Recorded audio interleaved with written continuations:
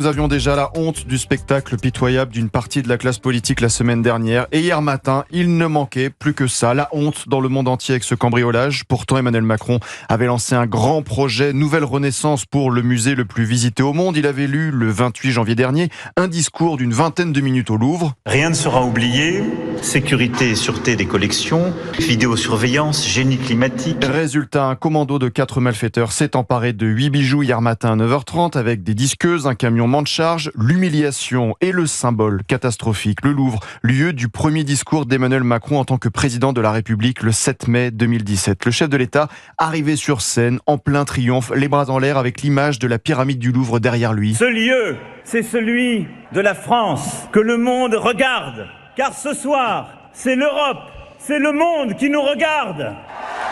Mais 8 ans plus tard, l'Europe, le monde nous regarde avec étonnement, stupeur. Un rapport sur le Louvre devait être publié au mois de décembre par la Cour des comptes, mais quelques éléments ont fuité hier soir. Je cite, « L'équipement caméra n'est réalisé pour l'essentiel que dans le cadre des chantiers de réaménagement de salles. Ces espaces d'exposition temporaire sont couverts à 100% aujourd'hui, alors que 60% des salles de l'aile Sully et 75% pour l'aile Richelieu ne sont pas protégées par des dispositifs de vidéosurveillance. Un retard considérable. » Fin de citation. J'ai réécouté aussi l'audition de Laurence Descartes, la présidente directrice du musée.